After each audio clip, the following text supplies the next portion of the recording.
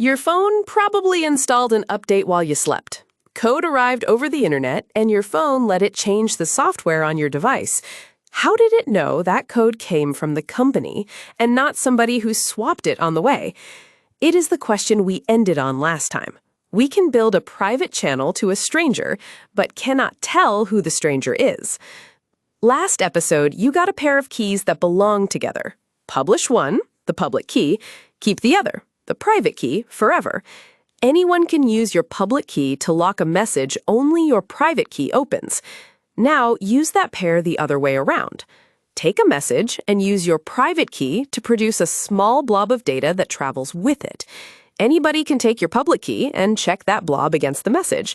At first, this sounds pointless. Nothing is secret, everyone can check it, everyone can read it. But look at what it proves.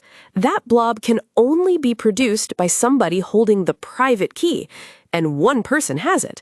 So if the check passes, the message came from you. Not probably, only you could have made it.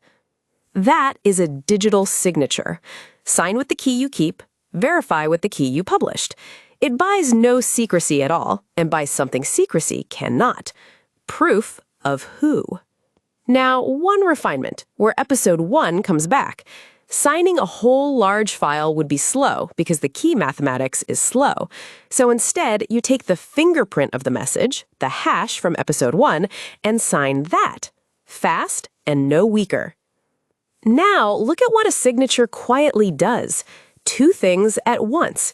It could only come from your private key, so it proves who sent it, and the fingerprint would change completely if one character were altered, so it proves nothing was touched. Identity and integrity in one small blob. Now pause, because people get this distinction wrong constantly. Is a signed message a secret message? It is not. Signing hides nothing.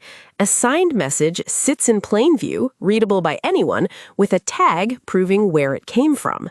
Encryption and signing are separate jobs. Encryption asks, who may read this? Signing asks, who wrote it and whether it changed.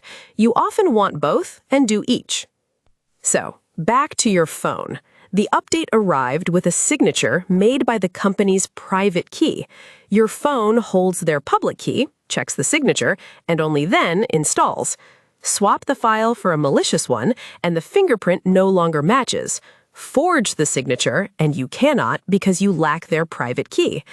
This also defeats the eavesdropper from last episode. If Bob signs his half of the handshake, Eve cannot pretend to be him. So here's the big picture. A signature is made with the key you keep and checked with the key you published. It proves the message came from you and that nobody altered it, without hiding anything. With a fingerprint, it works on files of any size. But hold on. To check that signature, your phone needed the company's public key. To check Bob, you need Bob's. So how do you know the key you hold belongs to who you think? If somebody handed you their own key and called it Bob's, every signature would verify beautifully, and you would trust a stranger completely. We have not solved the problem. We moved it. That is next time.